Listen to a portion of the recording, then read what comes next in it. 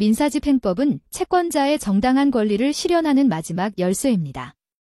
법원의 판결이나 집행권한이 있더라도 실제로 채무자가 변제를 거부하거나 이행하지 않는다면 무용지물이 될 수 있습니다. 이때 민사집행법은 국가가 강제력을 동원하여 권리를 실현할 수 있도록 보장하는 역할을 합니다. 채권자는 정당한 권리를 행사할 수 있도록 보호받고 채무자는 부당한 피해를 입지 않도록 절차가 공정하게 운영되며 모든 사람은 법을 통해 권리를 회복할 수 있습니다. 이처럼 민사집행법은 법적 권리의 실질적 보장을 위한 최종적인 장치라는 점에서 우리 사회에서 반드시 필요한 제도입니다. 민사집행법의 체계와 주요 내용에 대해 설명드리겠습니다. 먼저 제1편 총칙에서는 민사집행법의 목적과 기본 원칙, 그리고 집행을 담당하는 기관, 집행관 및 법원 등에 대해 규정하고 있습니다. 즉, 민사집행이 이루어지는 법적 기반을 정리한 부분입니다. 다음으로 제2편 강제집행에서는 강제집행의 절차와 요건을 다루고 있습니다.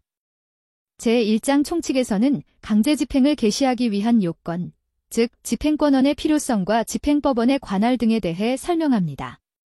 제2장 금전채권에 기초한 강제집행에서는 채권자가 금전채권을 집행하기 위해 필요한 절차를 규정하고 있습니다.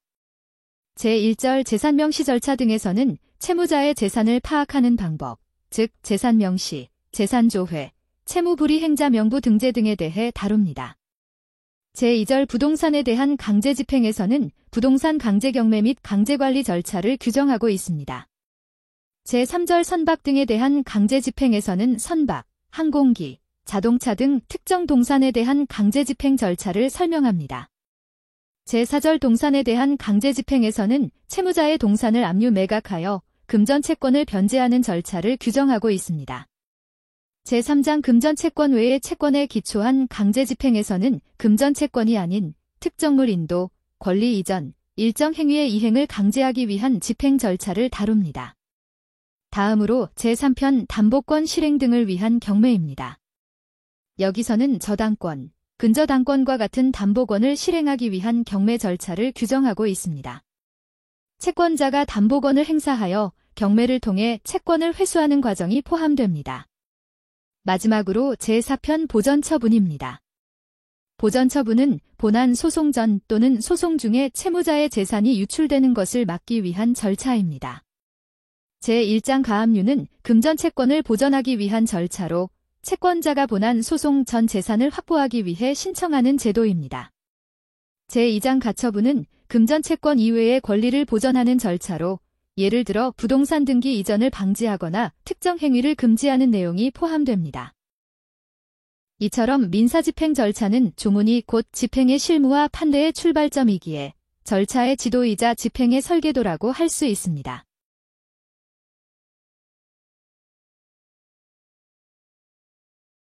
민지법 26번 문제입니다.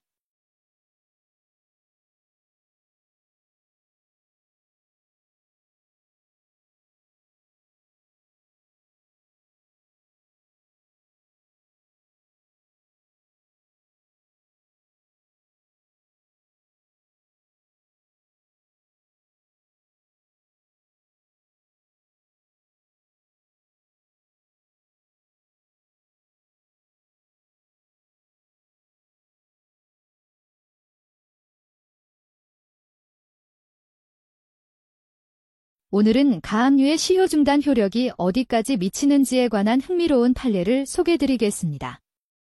특히 채권 가압류가 지연손해금 같은 부대채권에도 시효를 중단시키는지에 대해 대법원이 기존 원심과 다른 판단을 내렸습니다.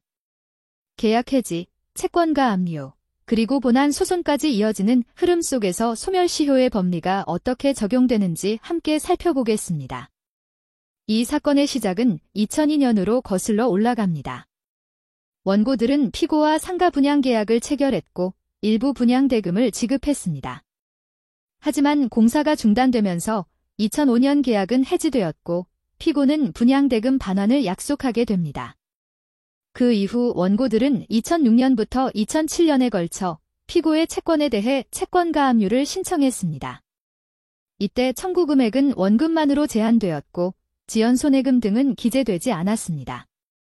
그리고 오랜 시간이 흐른 뒤인 2022년 피고는 3년 내 본안 소송이 제기되지 않았다는 이유로 가압류에 대한 이의 신청을 제기했고 법원은 이를 받아들여 가압류를 취소합니다. 이에 대응해 원고들은 2022년 9월 30일 본안 소송을 제기하며 분양대금과 지연손해금을 청구하게 됩니다. 이 사건에서는 두 가지 핵심 쟁점이 있었습니다. 첫째, 가압류의 시효중단 효력이 지연손해금 등 부대 채권에도 미치는지 여부. 둘째, 그 지연손해금 채권의 소멸시효는 완성되었는지 여부였습니다. 원심은 가압류가 채권 전체에 시효중단 효과를 미친다고 보았고 지연손해금에도 그 효력이 인정된다고 판단했습니다. 따라서 피고의 소멸시효 항변은 배척되었습니다. 하지만 대법원은 판단을 달리했습니다.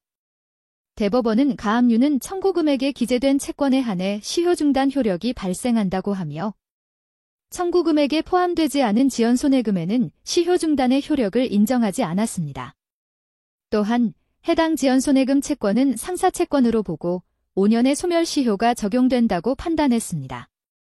그에 따라 2012년 9월 30일 이후 5년이 지난 부분에 대해서는 시효가 완성되었다고 보았습니다. 결국 대법원은 원심이 법리를 오해한 것이라며 해당 부분을 파기환송하게 됩니다.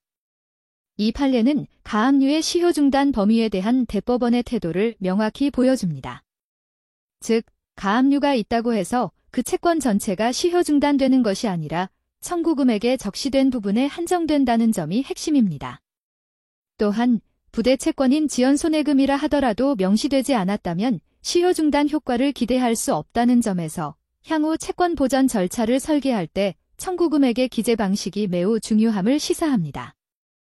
이 사건은 분쟁이 발생했을 때 채권자 입장에서 청구 범위의 전략적 설정과 장기 소송에 따른 시효 관리의 중요성을 다시금 되새기게 합니다.